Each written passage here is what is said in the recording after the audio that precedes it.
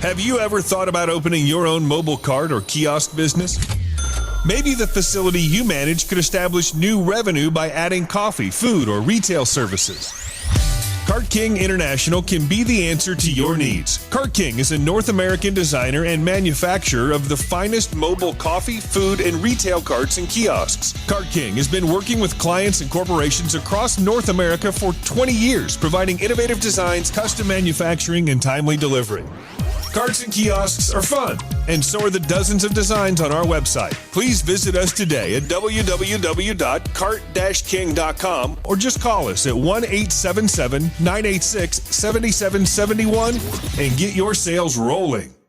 If you find yourself in need of legal representation, it can be a very stressful time in your life. In my career, I have dealt with thousands of lawyers, I've dealt with thousands of law firms, and I can confidently recommend to you Keith M. Davidson at kmdlaw.com. Available 24 hours, 7 days a week. Just log into kmdlaw.com. That's kmdlaw.com. Or you can call toll-free 833-4KMD-LAW. That's 833-4KMD-LAW. Personal injury, wrongful death, STDs, sexual assault, car accidents. They handle it all efficiently and professionally. It doesn't matter how imposing the opposition may be, because the team at kmdlaw.com are battle-tested and fierce. They will not stop until justice prevails. Go to kmdlaw.com or call toll-free 833-4KMD-LAW. If you're in for the fight of your life, stop screwing around and contact KMD Law.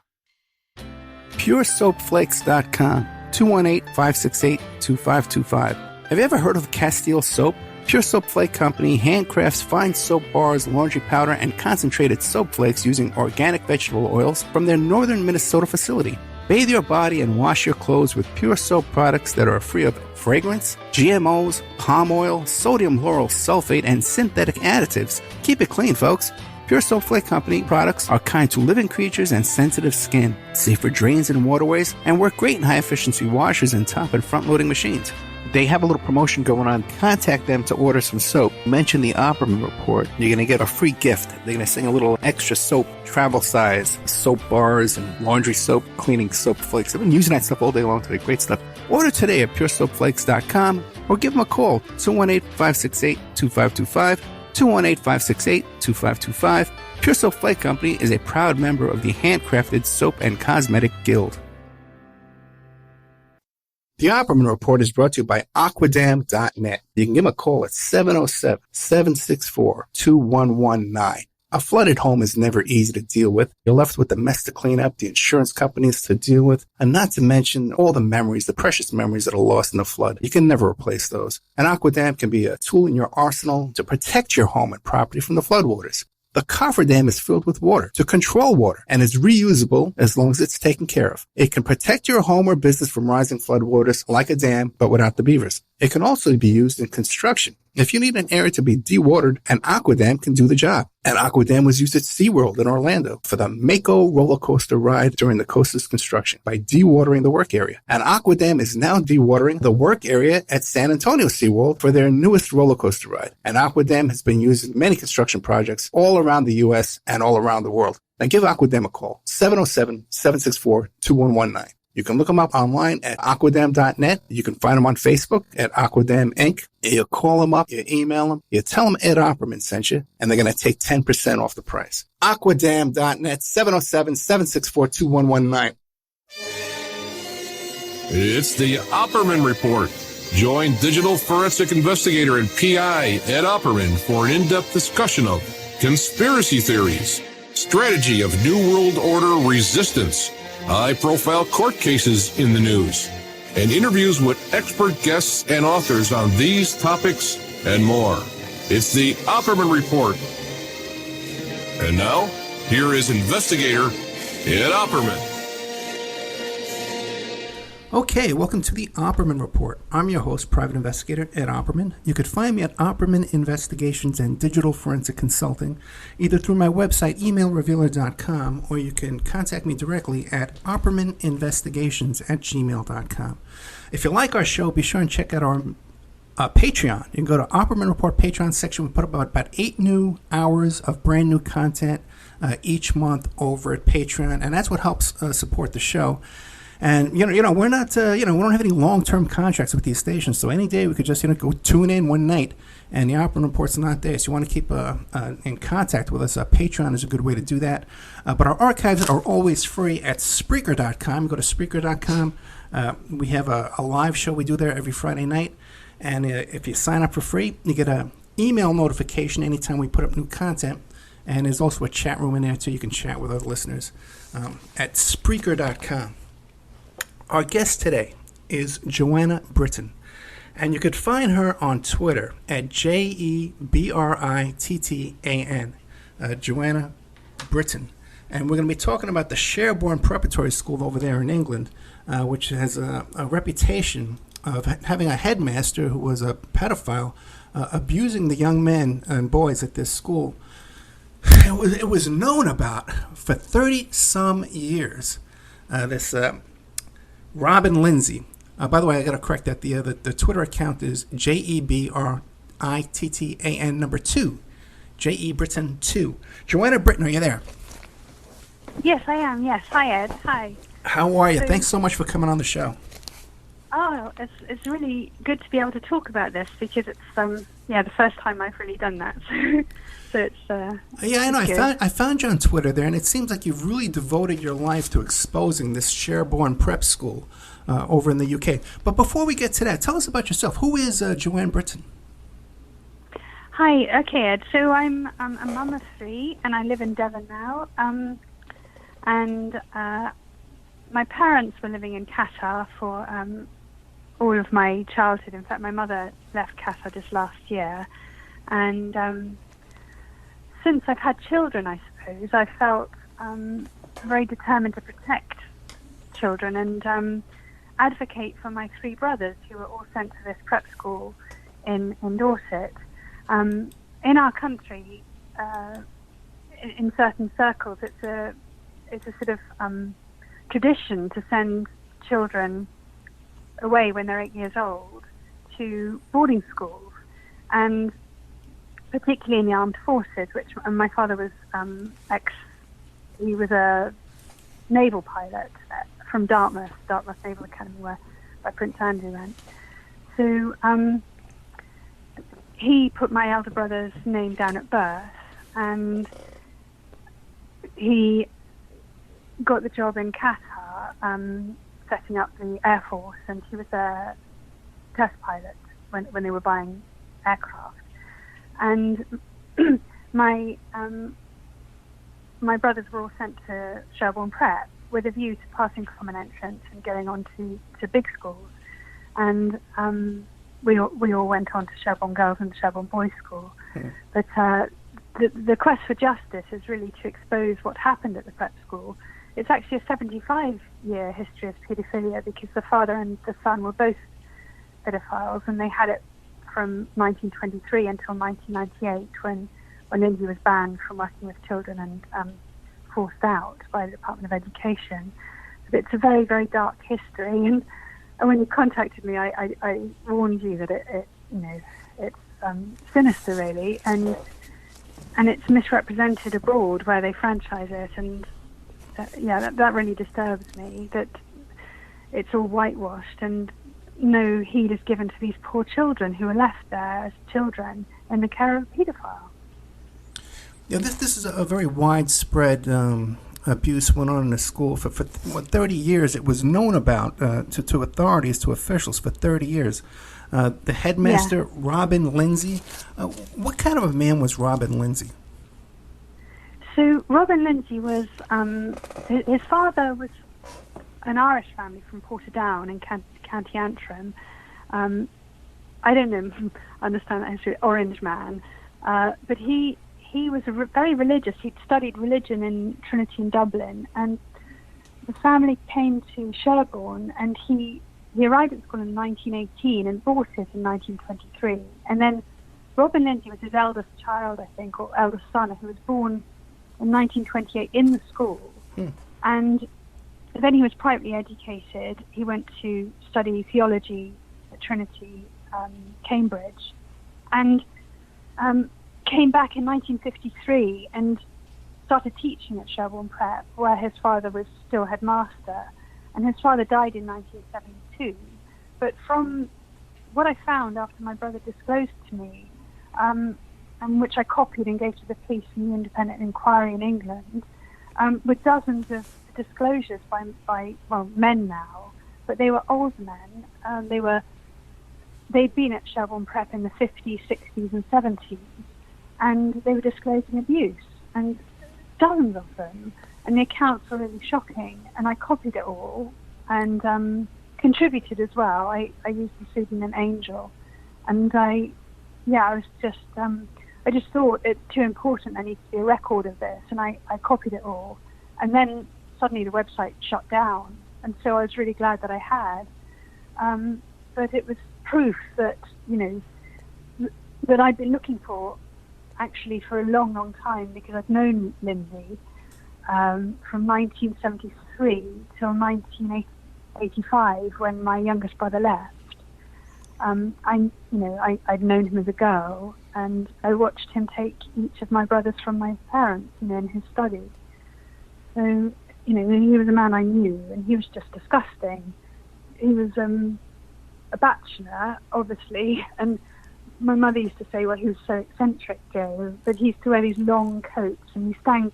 His nickname was Skunk, and he used to stink of Slim Panatellas, Henry Winterman's, and B.O., and it's just really horrible man. And every time I look at my parents and think, because I was still very young, and children were not really sort of very outspoken then, I used to think, how can you leave your children with a man like that?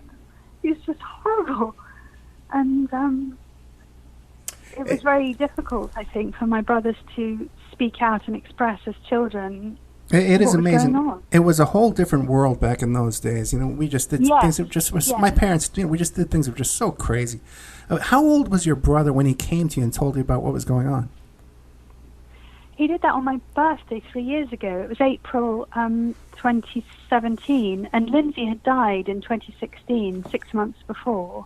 He told me on a beach on my birthday, and that was when I really sort of got going. I tried to get justice. I wanted to get him jailed. I started in 2009, but my brothers, I tried in 2011. I asked each of them if they had anything to disclose, and did they want me to go after him, and they gave me the green light, but they didn't want to speak about it. And so I contacted lawyers, and I tried to get justice, but the Department of Education, they just franchised it in Qatar, and there was so much money involved that it was impossible to get any data. They cited the Data Protection Act, and then I got freedom of information. I got 5 documents released, and in those documents, it was they were just incredibly damning, and the reasons why he'd been released, and it would have been enough to get him jailed, but they didn't want the scandal because the Qatar royal family were franchising the prep school, and as I explained about the common entrance passes, they wanted access to the top public schools in Britain, and in order to do that, you need a common entrance pass, and they wouldn't send their children away young like we were. So they wanted them to be gained locally in Qatar, and for that you need a prep school.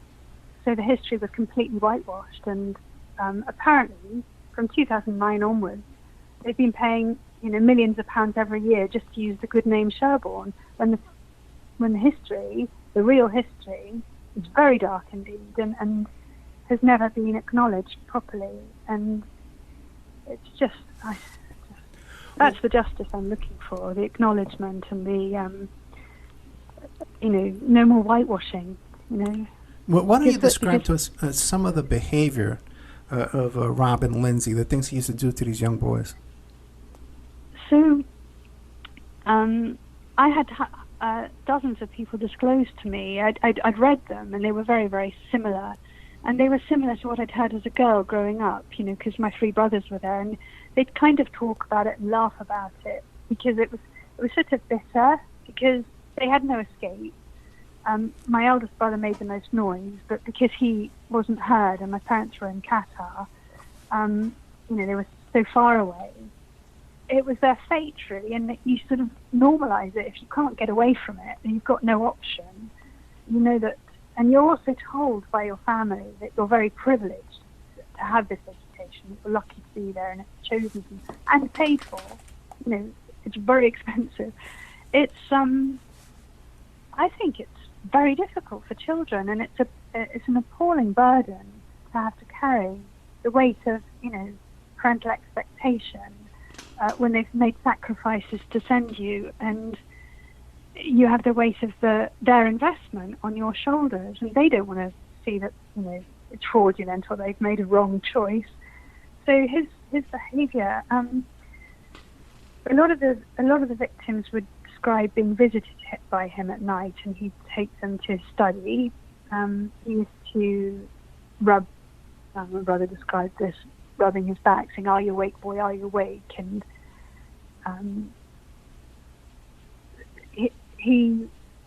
corporal punishment, of course, was still possible in public schools and prep schools. I think right up until 1998, even though in state schools it was outlawed, you know, banned.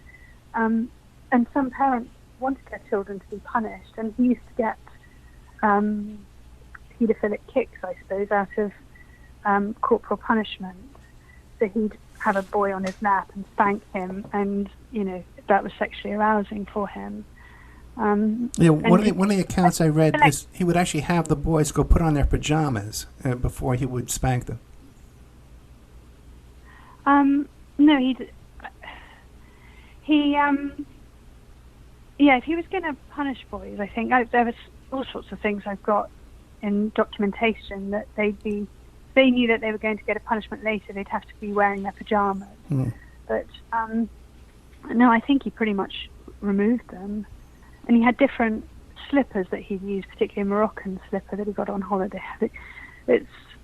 He had certain, I think, victims that he would specially select who might be, I mean, these are my views from what I've heard from lots of, you know, general reading and general disclosures, because I can't really talk too much about any particular one. So it's a very generalization, sort of generalized view like you've got from me, because I was never sent there. I was sent to girls' prep school, so right, because it went co-ed the year after I was sent away. And one of the other things I saw described was that he would walk through the boys' bedrooms at night and find boys that were awake, and then bring them back to his own bed and give them sleeping pills.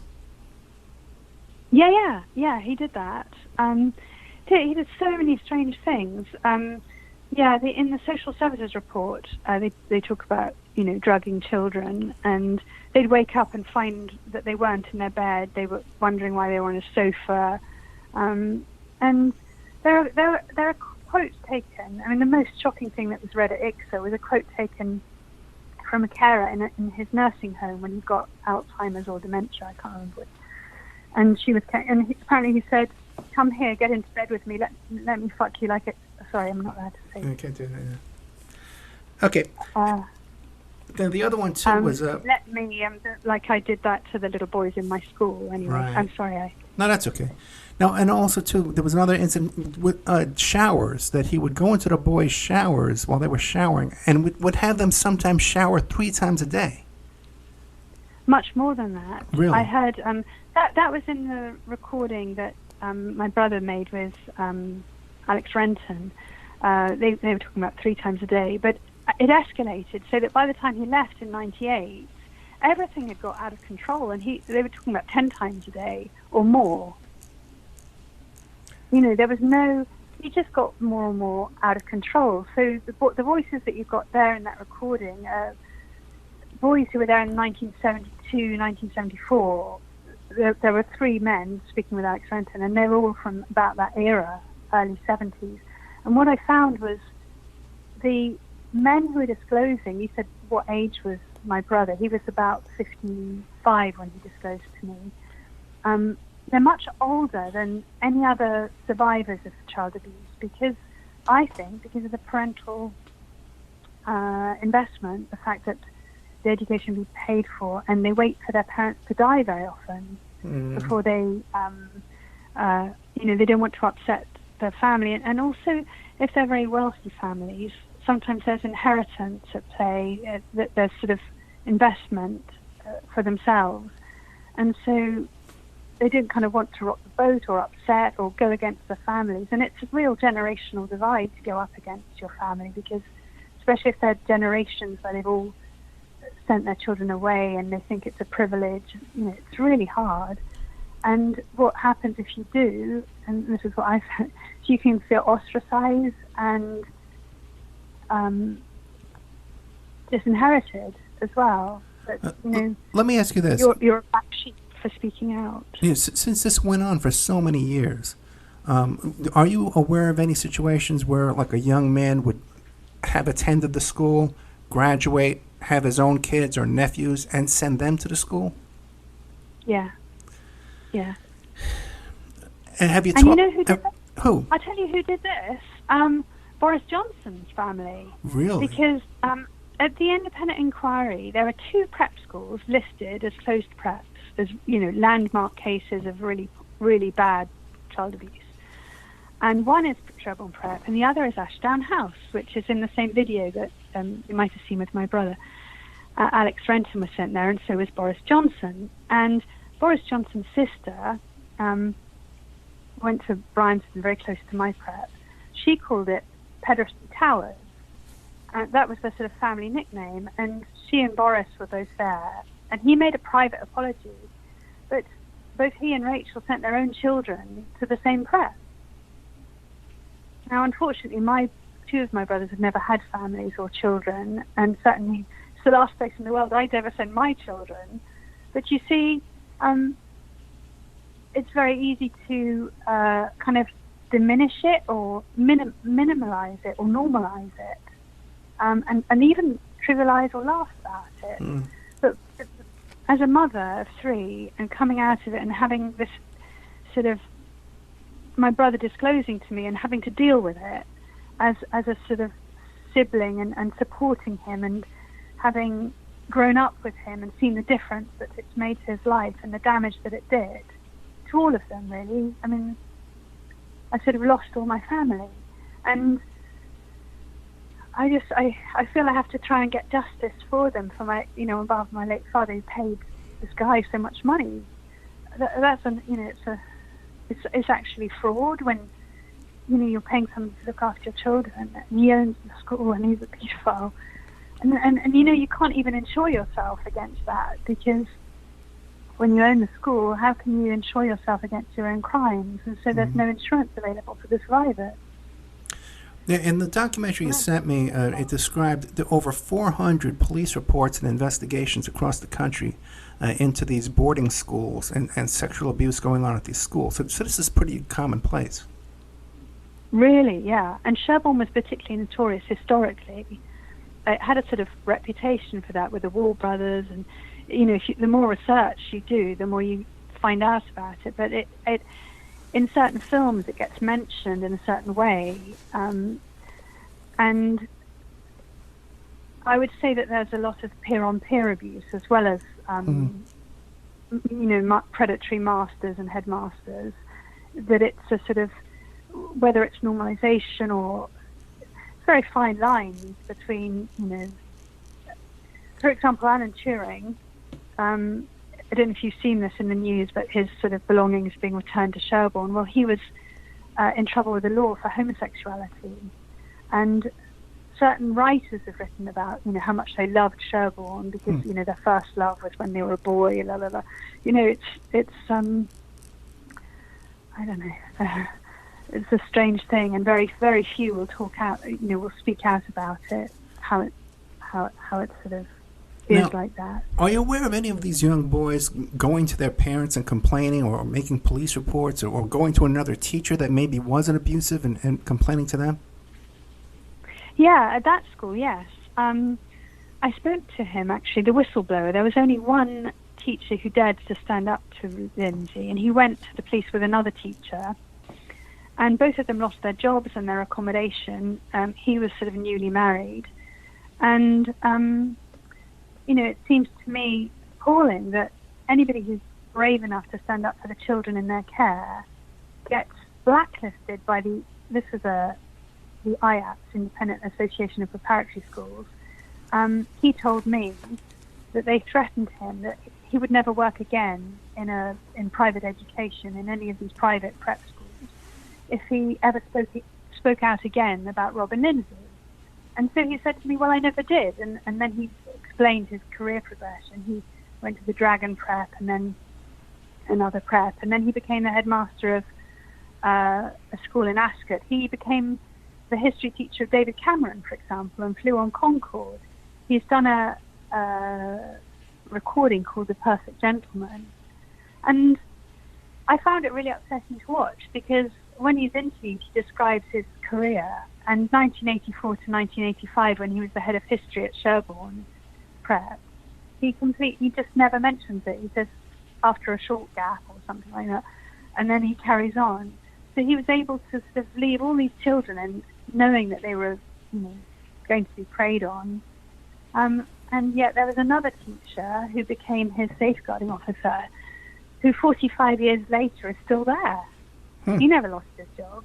And he taught all three of my brothers, and as the safeguarding officer, he failed all of them. Okay, wait, hold on. So wait, hold on. So now you're saying that right now there are teachers teaching at this school that were there teaching that observed what Robin Lindsay had been doing for 30 years. One Really? teacher. One teacher. One teacher. Yeah, and I've told the independent inquiry, and nothing's been done. He's still there.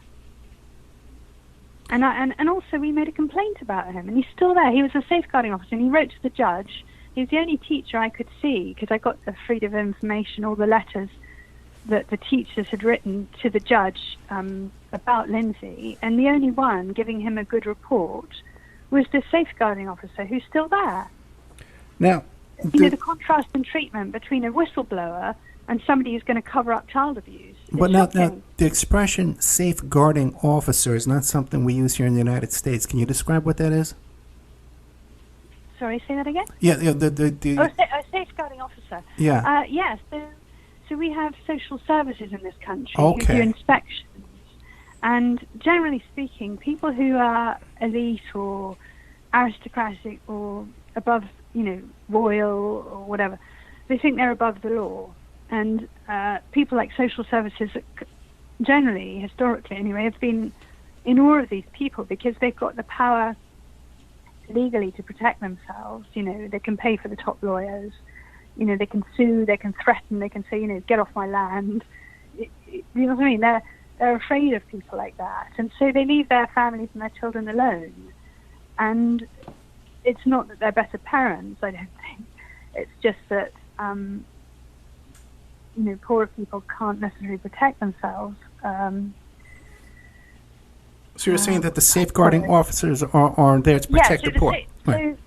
So a safeguarding officer is somebody at the school who, and he's mentioned in the 1997 report, social services report, because they have to have a named safeguarding officer. Right. So this man's named, and he's basically in charge of looking after children, making sure, they're all safe, and that's his job. And he was teaching sport with Lindsay for, he was there from 1975. And so he taught all of my brothers.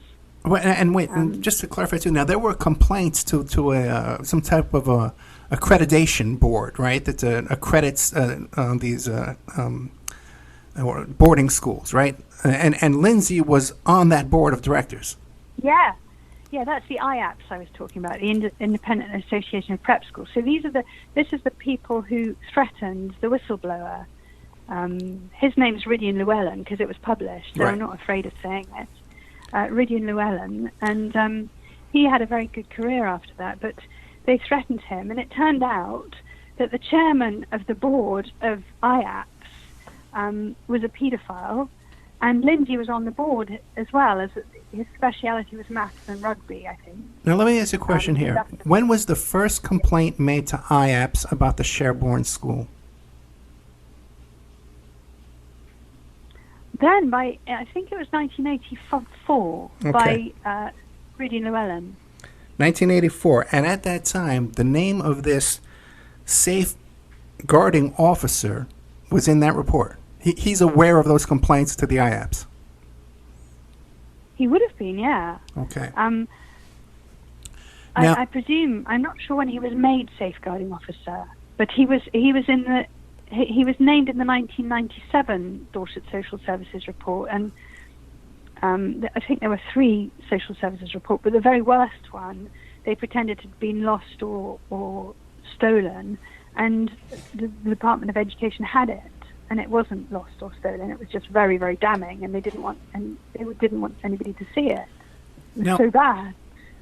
Now, my understanding now is that the Sherborne School now, the people that own it now, are saying, well, we're new owners. We have a new governing body. It's a new financial structure. It's a new policies, and we have nothing to do with crimes that took place here in the past. And this is why we are not liable for any. Yeah, that's right. Right. I call it desperately distancing themselves. Desperate distancing. Okay. But then nothing to do with us. My question for you then is, how can they claim that when they employ the same safeguardian officer that was there under at the time when these crimes took place? Exactly. Well, I don't see how they can possibly claim that, because all it was, when Lindsay was banned, and they said we're new, but the people who bought it was the vicar of Sherborne, bought it for £1, and he was a governor of Sherborne Boys from '92. The people who bought it were the 2 big schools in Sherborne Girls and Sherborne Boys, and they set up a new governing body.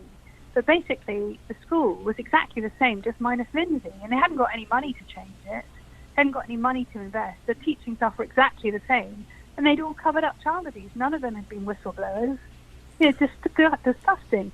And if they had mandatory reporting in law, which is what a lot of sort of campaign groups are pushing for, mandatory reporting of child abuse, so that if you witness it, it's a crime not to report it. Right. And therefore, if that was the case back then, I mean, in my opinion, an awful lot of people in Sherborne would be criminal. Right. Well, they just turned a blind eye. But especially the safeguardian officer, like you said, who's trained. That's his one job. Okay, is to guard these children. This is what he's trained to do. This is what he's employed to do. Now, have you presented your case to an attorney to try to obtain damages against the school? I've tried all the top law firms in England. The very top. I went to about 12 of them. Okay. And we discussed it at length. And the problem I had with every single one of them was the fact that Robin Lindsay owned the school. If he had been a teacher that they could have moved or got rid of, or very often they behave like churches, like they do with priests, and they move masters around. Right. And IAPS is kind of the body that kind of protects the reputations of these schools, as far as I see it. Because Lindsay was the owner. They could move the teacher, but when the paedophile is the owner of the school, he's responsible for insuring his school, and he cannot insure himself against his own criminal behaviour. That's what the lawyers are saying, and so there's no valid insurance, even if he did insure himself. And so there's no compensation available for the survivors. So in order to get a lawyer, what I did quite early on was I got a copy of his will and probate and the estate of Robin Lindsay, which was quite valuable. And I wrote to the Lord Chief Justice of England, and I said, the first one who'd organised the tribunal, I wrote to him in the House of Lords 3 times, and he didn't reply. So then I wrote to the present one, then it was Lord Thomas, and I got a reply, and it just said that my letter had been noted, and I'd asked him to freeze his assets so that they were available for survivors because of what had happened. And I knew that there would be literally hundreds, dozens, but probably hundreds of victims and survivors of Robin Lindsay. But if you went right the way back, the numbers, you've got no idea. And you don't even know if they've survived, because I'm very lucky that my brothers are all still alive. I know sisters who've lost their brothers to child abuse in boarding schools.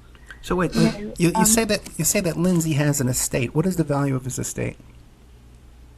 Well, it was massive. The estate his father bought him and that he inherited was very sizable. There are a lot of outbuildings. And in fact, when he was banned, he was moved to a house called the Richmond Villas, which was in Richmond Road. there were 2 4-bedroom houses, Moss House and Kent House, and he lived in an empty, otherwise empty 4-bedroom house with a big garden, right next to the second largest Sherborne Boys boarding house with 100 boys or so next door on one side, and the rear entrance to Sherborne Prep on the other side. So there you have a fixated paedophile without any criminal criminal charges or whatever against him, just living there and inviting boys in for tea. I found this out, and they were nicking all his alcohol. I mean, no, what's the word? Just so negligent. Yeah. Unbelievably negligent. Not, the parents who were sending their children there had no idea. Oh, wait. Then you're saying that after he left the school and the school changed ownerships, he was living on that property there? I don't know. He still owned the estate. He still owned a lot of the land, and they didn't have very much money to buy the school. Yeah. The building. So they just had they had one building, and they had to kind of get a loan from Lindsay to buy it. It was very peculiar. They didn't sort of buy it outright, and then they lied to victims and survivors coming forward, saying they didn't know anything about him. They lied to me, and Lindsay was still living on the estate for like 12 years. And IAPS, and have you explored suing IAPS, because they're the ones that are overseeing this, right? Yeah, well, my problem is, you've got to have a pot of gold to interest lawyers. Right. You've got to have something to tempt them. And the only thing I had was the estate of Lindsay, and I didn't even know if it had been frozen. So when I went up to the independent inquiry, I met the QCs up there, and they were asking me what I'd done because they didn't understand how the estate was still available. And I said, well, I wrote to the Lord Chief Justice of England. I said, you're my last chance of justice, honestly, for my family. And he'd obviously done it, but he didn't tell me he'd done it because the estate's still there. And Lindsay's nephew is arguing that that it shouldn't go to survivors and that it's his. But, how can you, after you've had the independent inquiry and after you've had, all the police, he's got not a leg to stand on, but even now, months later, there's been no settlement. The survivors had nothing. They've had no mental health support, nothing at all. And now you've got Alan Turing's stuff being returned to the big school, and they've got a bronze statue made of him, and they made a bronze statue of Lindsay. At the, in my pinned tweet, you can see a picture of it. The vicar's blessing it. They need to acknowledge what's happened in their history, and they need to set up a survivors fund for these children who are going to come forward. And they're like ticking time bombs, because I said only the older ones had come forward, but you've got all these younger ones, because he was only removed in '98, so some of them are very young indeed. 20s and 30s, 40s. It just, sorry. No, that's it just okay. got worse and worse. Yeah, It got worse and worse. And my youngest brother said, the thing about the 10 showers a day, that right. He was really out of control, and he was like flashing. He wasn't dressing properly. He was like, not properly doing up his pajamas, and walking undressed or around a school and teaching in his pajamas and stuff like that. But because he owned the school, nobody dared remove him or stand up to him or call him out. Okay, we're going to have to take a commercial break. We are with Joanna Brittan. You can find her at her Twitter account, where you could follow this, where she talks about this stuff all the time. And that is JEBRITTAN 2. J. Brittan, Joanna Brittan. And we're talking about the Sherborne Prep School over there in England, and Robin Lindsay, who was the headmaster there, who was seems to be have abused hundreds and hundreds of young boys over the years with total impunity, doing whatever he wanted. We'll be right back with more of Joanna Brittan right after these messages. And now a word from our sponsors. If you find yourself in need of legal representation, it can be a very stressful time in your life. In my career, I have dealt with thousands of lawyers, I've dealt with thousands of law firms, and I can confidently recommend to you Keith M. Davidson at kmdlaw.com. Available 24 hours, 7 days a week. Just log into kmdlaw.com. That's kmdlaw.com. or you can call toll-free 833-4KMD-LAW. That's 833-4KMD-LAW. Personal injury, wrongful death, STDs, sexual assault, car accidents, they handle it all efficiently and professionally. It doesn't matter how imposing the opposition may be, because the team at KMDlaw.com are battle-tested and fierce. They will not stop until justice prevails. Go to KMDlaw.com or call toll-free 833-4KMD-LAW. If you're in for the fight of your life, stop screwing around and contact KMD Law. Are you ready to change your life, but don't know how to start? Is your stress and worries keeping you awake at night? Have you been battling grief, anxiety, or depression all alone? Have you lost touch with your own sense of being or spirituality?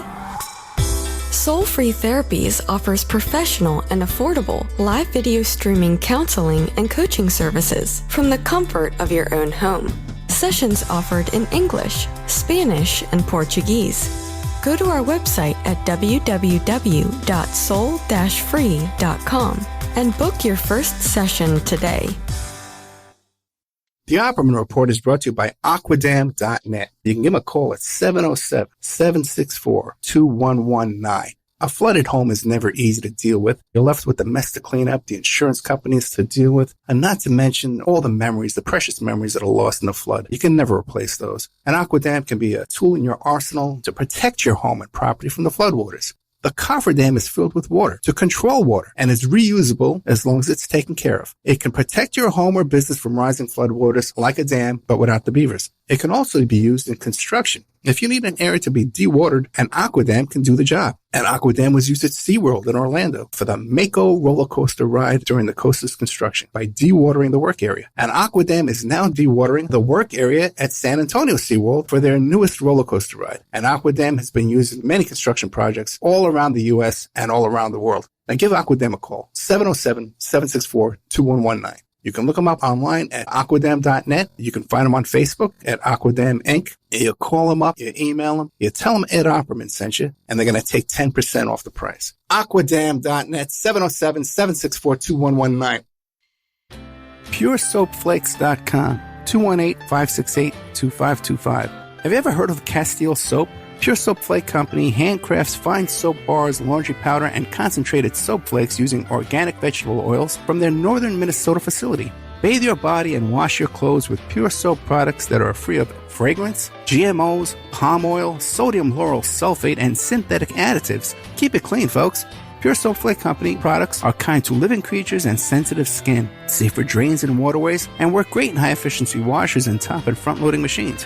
They have a little promotion going on. Contact them to order some soap. Mention the Opperman Report. You're going to get a free gift. They're going to send a little extra soap, travel size, soap bars and laundry soap, cleaning soap flakes. I've been using that stuff all day long today. Great stuff. Order today at puresoapflakes.com or give them a call, 218-568-2525, 218-568-2525. Pure Soap Flake Company is a proud member of the Handcrafted Soap and Cosmetic Guild.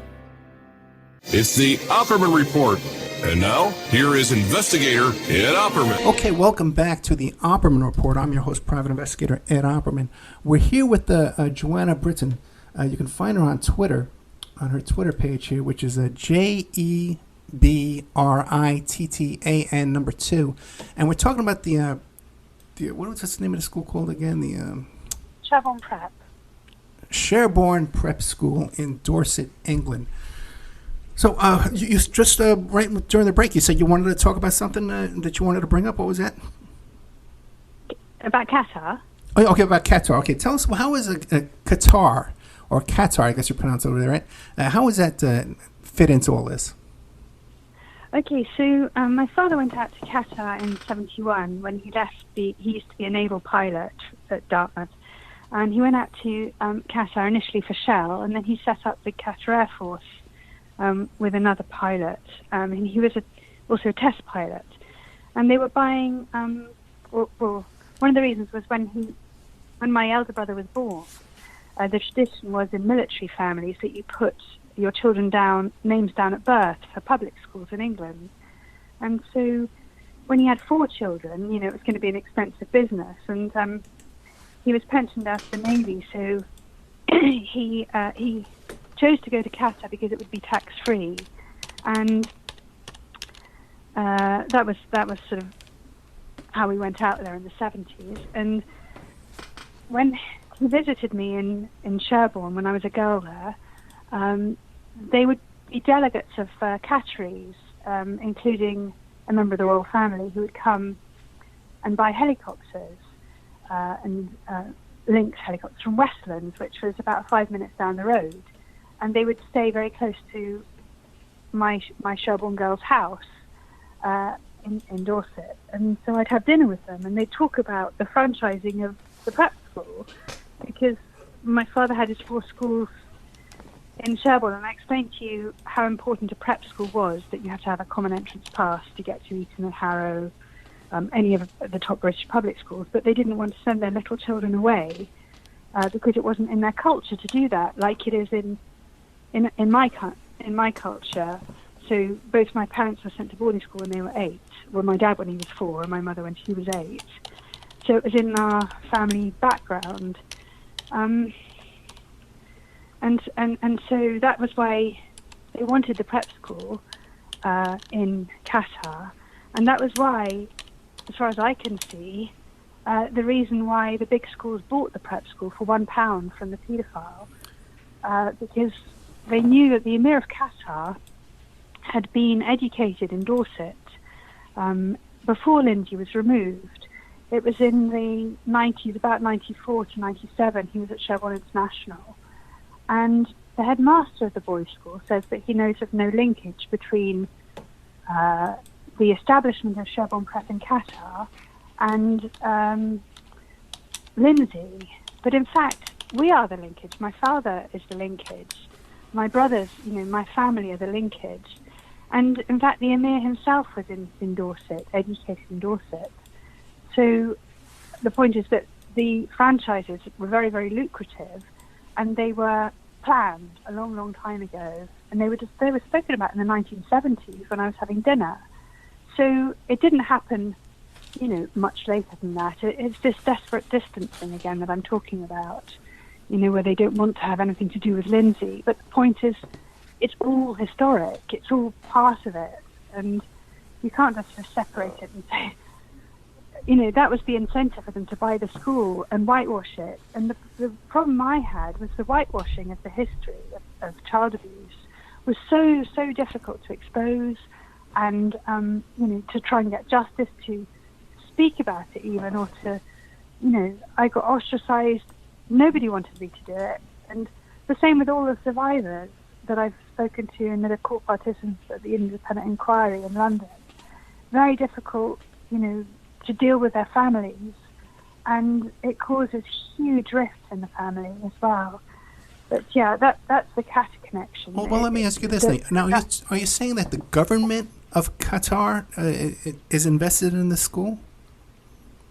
Yeah, the royal family, really. I mean, you'd say the government of Qatar, but right. I suppose it's the royal family. The man who came to Sherborne with my father in the 1970s was Prince Saud, who's the CEO of the QIA, the Qatar Investment Authority. Prince Saud, he has a slightly different name, but that's how I knew him. And he met me in London after my father died and took me for dinner to talk about my father. But they came to buy helicopters, and they fell in love with Sherborne. And what he also had, he was the Crown Court advisor. So the Emir of Qatar was his mentor. And after Sherborne, he went to Harrow and then Sandhurst. And it's called soft power, the sort of education of would-be kings, future right. kings, and it connects them to English establishments, and they become very fond. And so you have this franchising, and in fact, Prince Andrew was involved or very familiar with the franchising of British public schools, and that there are articles in the Telegraph where he speaks about it and how it's worth billions to the British economy. But my problem with it is the whitewashing of the child abuse, and the way that the school was misrepresented completely in Qatar, and I don't suppose they told the royal family of Qatar the truth about the history. Well, it would seem to It would seem to me the that royal history and right. how long it is. But now it would seem to me that the new owners and the royal families in Qatar would not want the name of this Sherborne school besmirched by these allegations. Now, has anybody approached them? Right? Has anybody approached them for a settlement?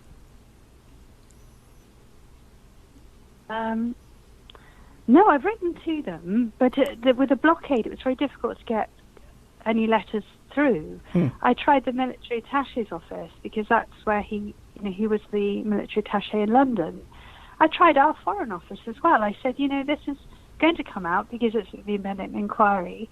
Boris Johnson was then the foreign minister. I wrote to him. I said, really this is going to need some diplomacy because, it's different if it's a care home and there's not a lot of money involved. But this is different. These children have, their parents have paid a fortune.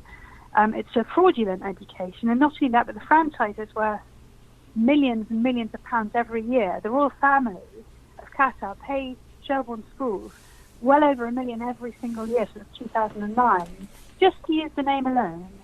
And then I think the big schools own some part of the school in Qatar. And there are several schools in Qatar. I think they were going to open a second Sherborne Prep. And they misrepresent the history because they describe it as long and distinguished and having an enviable academic reputation, when actually, it's been run by paedophiles for 75 years, Father Fred and Robin Lindsay, disgusting paedophiles. That's the truth of it. Now, outside of your own efforts, is there anyone else pursuing litigation? Not apart from my efforts, no. This is fascinating to me.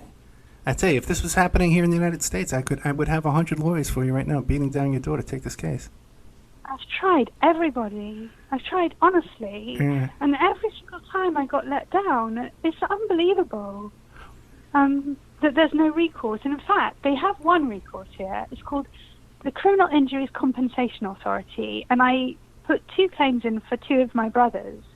And the amount I was offered was so pathetic. Not even for a whiplash injury, right. For having spent 5 years with a paedophile. And the effect that's had. So 2 of my brothers have never got married. They have no family. You can't actually quantify the damage that does, quite apart from, the money that my father paid Robin Lindsay directly to educate my brothers.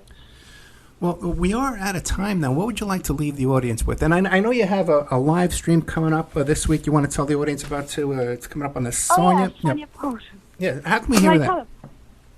Okay, so on Friday, I think between 6 and 6:30, I'm going to be the first guest on Sonia Poulsen's live stream. She's done exposures, documentaries called Paedophiles in Parliament, I think, and she has a live stream. But I don't know very much about it.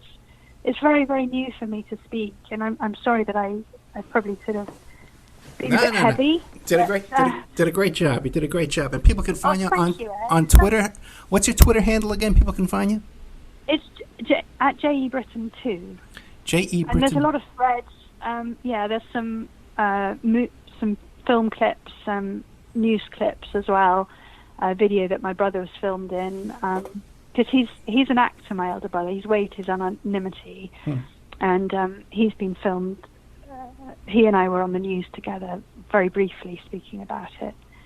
But it needs to be acknowledged, and if possible, a compensation fund for survivors needs to be set up by the school, because it's a very famous school. It seems to me there's a lot of people with a lot of money. I don't know. We're gonna have to take a look at this. Okay, we're out of time. It's very different from care homes. You were talking about King Cora. It's a very different thing, but it's really important. We are out of time. Thank you so much, Joanna Brittan. Keep an eye. Thank you so much for the work you're doing here, exposing this horrible situation over there at the Sherborne Prep. Keep in touch too. If anything new comes up, you need to come on here. Put you right in here. Thank you. Good night. And now a word from our sponsors. OppermanReport.com.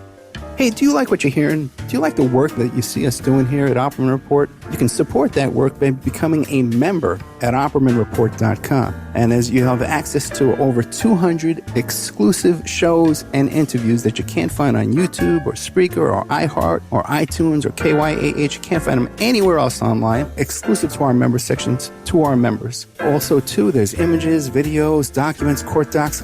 And don't forget, you can hear your ad played here on the Opera Report, reach hundreds and hundreds of thousands of people on a daily basis because the show is repeated every day all over the world. Contact me at operanreport@gmail.com and I'll give you a good deal on advertising rates.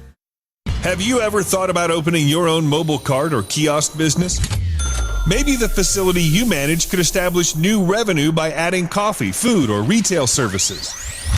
Cart King International can be the answer to your needs. Cart King is a North American designer and manufacturer of the finest mobile coffee, food, and retail carts and kiosks. Cart King has been working with clients and corporations across North America for 20 years, providing innovative designs, custom manufacturing, and timely delivery. Carts and kiosks are fun, and so are the dozens of designs on our website. Please visit us today at www.cart-king.com or just call us at 1-877-986-7771 and get your sales rolling. The Opperman Report is brought to you by Aquadam.net. You can give them a call at 707-764-2119. A flooded home is never easy to deal with. You're left with the mess to clean up, the insurance companies to deal with, and not to mention all the memories, the precious memories that are lost in the flood. You can never replace those. And Aquadam can be a tool in your arsenal to protect your home and property from the floodwaters. The cofferdam is filled with water to control water and is reusable as long as it's taken care of. It can protect your home or business from rising floodwaters like a dam, but without the beavers. It can also be used in construction. If you need an area to be dewatered, an Aquadam can do the job. An Aquadam was used at SeaWorld in Orlando for the Mako roller coaster ride during the coaster's construction by dewatering the work area. An Aquadam is now dewatering the work area at San Antonio SeaWorld for their newest roller coaster ride. An Aquadam has been used in many construction projects all around the U.S. and all around the world. Now give Aquadam a call, 707-764-2119. You can look them up online at aquadam.net. You can find them on Facebook at Aquadam Inc. You call them up, you email them, you tell them Ed Opperman sent you, and they're going to take 10% off the price. Aquadam.net, 707-764-2119. Are you ready to change your life, but don't know how to start? Is your stress and worries keeping you awake at night? Have you been battling grief, anxiety, or depression all alone? Have you lost touch with your own sense of being or spirituality? Soul Free Therapies offers professional and affordable live video streaming counseling and coaching services from the comfort of your own home. Sessions offered in English, Spanish, and Portuguese. Go to our website at www.soul-free.com and book your first session today. If you find yourself in need of legal representation, it can be a very stressful time in your life. In my career, I have dealt with thousands of lawyers, I've dealt with thousands of law firms, and I can confidently recommend to you Keith M. Davidson at kmdlaw.com. Available 24 hours, 7 days a week. Just log into kmdlaw.com. That's kmdlaw.com. Or you can call toll-free 833-4KMD-LAW. That's 833-4KMD-LAW.